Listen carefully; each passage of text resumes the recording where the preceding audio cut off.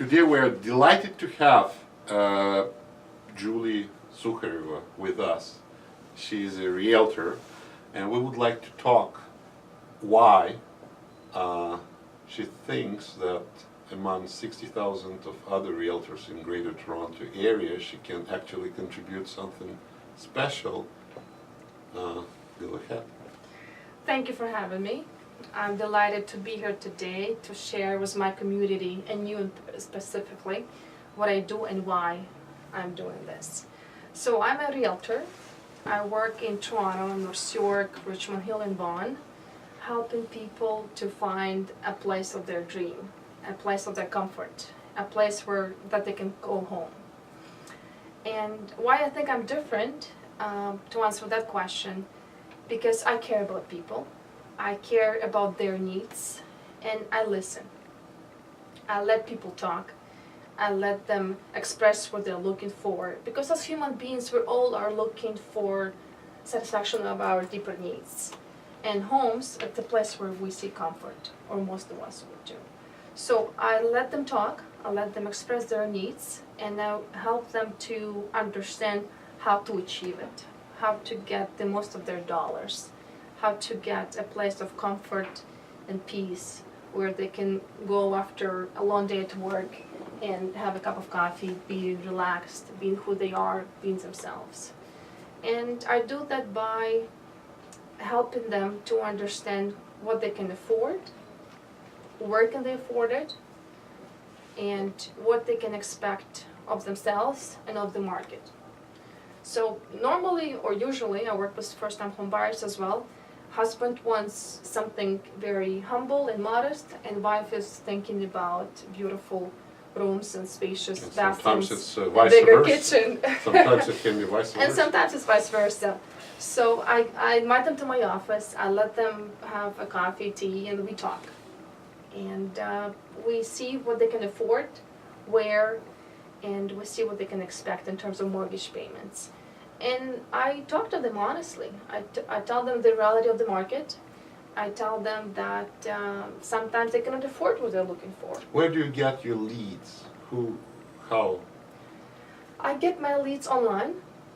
I work for a company called Property.ca. We are absolutely the most technically. So what's your brokerage? Property.ca. Uh-huh. If you go online I to saw it. condos.ca, Yeah, yes. Property.ca, Yes. Mr. Loft, Yes, yes. we get the most visitors per month. Right. We have 5 Right. million people coming to our platform looking for properties. Why? Because we run so many analytics and we make it simple. How often do you get the leads from? Every day. Every day. Like a receptionist is giving you the No, lead that someone is just... I open my back end. Mm-hmm. I log into my system, All right. just like everybody logs into their Facebook. Mm-hmm. And I see who registered yesterday in my area. I'll pick up the phone and I call. How the system decides that you are the one who will get this lead? I'll pick them up myself manually. And if other realtor picks him up, then he's not in the system There are so anymore, many people registered. So for example, there are about 700 people coming online looking for a property every single Because day. I use this system from In the North front end. I've never understood quite Right. how it works from the back end. Right. Because I leave my contact details, and the same day or next day Yeah. someone is calling me, Right. and I didn't quite realize how they They get... picked you manually. So you registered, and there are 2, 5, 7 agents having 150 people who got registered. They see, amount. And you see if an Yeah. agent already took someone, or No, it's I not in don't the see system what they anymore? took. I see 100 people who registered yesterday, Yeah, and I pick 25 that I want to work with. all right, And very interesting. If I come to the office in the afternoon, I probably see the list that have been screened by other agents, and Very good. yeah. The second way I generate business is referrals, Mm-hmm. friends and family, sphere of influence. I do have a high level of satisfaction with people who work with me, because I really do my job. I really commit myself to the highest standard of service. And I help people to understand what they're looking for, where, and how much it's going to cost them.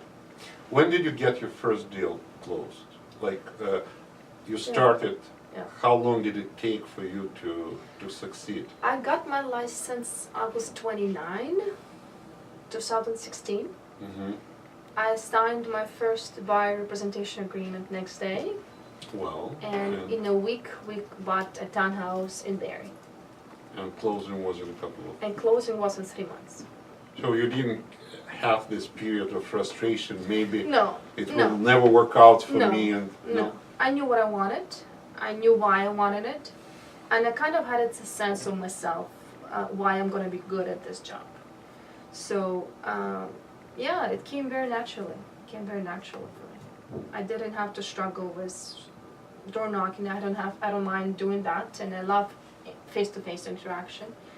Mm-hmm. But I kind of knew a few people who are looking to buy, and they kind of had a trust and in confidence in my work ethic. So it was a very natural. But decision obviously for us. sometimes you get frustrated, right? Yes, of course. Because anybody gets Yeah. frustrated Yeah. once in a while. So That comes where from do you, unmet expectations, right? yeah, that's So right. people So change how do their you mind. find, they change their mind? Where do you find the strength? Right. How do you calm yourself down? How you, for Right. example, you worked very hard Yeah. and all of a sudden all your efforts just, Yeah, that happens too, and that's okay. That's part of the business. People change their minds and they have rights too. My job is to communicate clearly why this purchase is a good decision for them, how much money they're going to make in the long run, and what it's going to do for them. And if they are skeptical or they have self-doubt, it's their choice. But I want to stress and point out that fear and self-doubt is very expensive. mm-hmm. There are simple analytics, there's simple history. Let's say Toronto. How old is Toronto? Do you know? Yeah, How old? it's about 300, 400 years. Well, Montreal was incorporated into a city in 1601. Toronto is a newborn city. We exist why as a we are community of Upper 120 years. Yes, But we're not 300 years old. We're literally about 120 years old. 30 years ago, there was nothing above steels. That's right. Vaughan was incorporated in 1891, That's right. 27 years ago. It had 150,000 people. That's why we're called Upper Canada.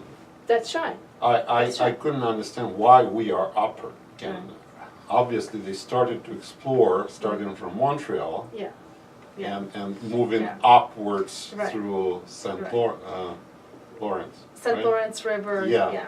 in our way here. And we are Upper. But history have changed. Yeah. Montreal is not a capital anymore. Toronto is a world So do you class enjoy the city. history of Toronto?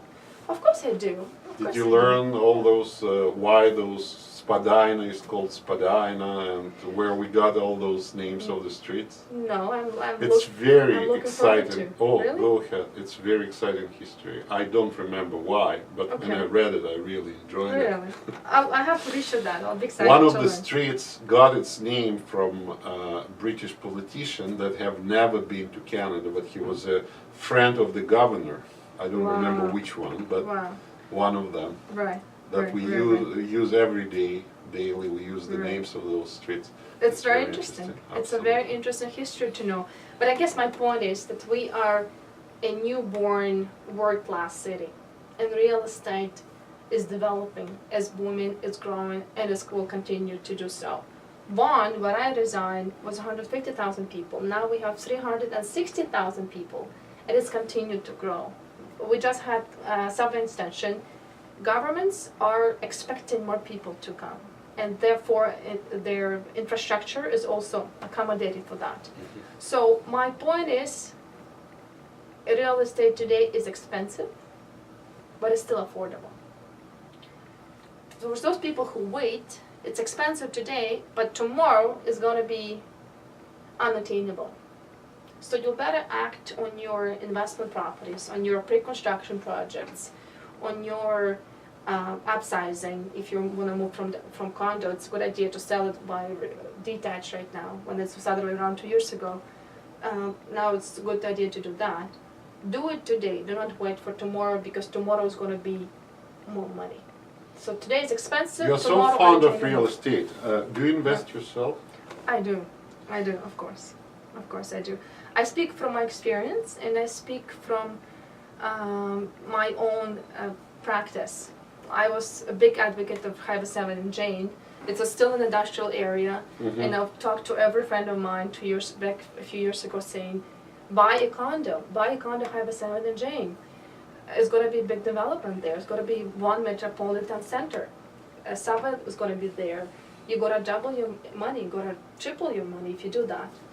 Well, people need to see before they can act on it. And if you do not have a vision, you pay for somebody who sees it early on in the game and invests early. So I bought a condo myself, of course. I bought it very cheaply. As an investment? As an investment. And now that subway has been... do you rent it out? It's under construction. Ah. It's under construction. What you do, you buy pre-construction Like early on, wait for 2-3 years. And then you have an option of assignment? I have an option. This particular property does. You have to look individually for every condominium, and you have to read the fine print and stuff. Very interesting. And I believe that it's good also because you actually don't need a mortgage right now until they actually You're absolutely right. For those people who today have $30,000, it's not enough to buy a condo. Yeah. It's less than 10%. But you can buy a pre-construction project. I have one today in Wilson and Allen Road. It's going to be completed 2021. It's Wilson right. Allen Road, it's very central position. It's right on the subway station. Absolutely. It's right 2 minutes from the subway station, and I have a meeting there in an hour with And friends it's of close mine. to Yorkdale and York Downs, University, yeah. Dunsview Park, 24 minutes from Union Station. Yeah, very good. Yeah, and it's priced accordingly, but still there are good cushion to make some money in 3 years. Very, very interesting. Very good project. I would highly recommend you look at it yourself closely if you're looking to. But that's a good opportunity. But do you actually have to be approved with the mortgage to do this? Or Yeah, not? yeah, but yeah. For this particular project, yes.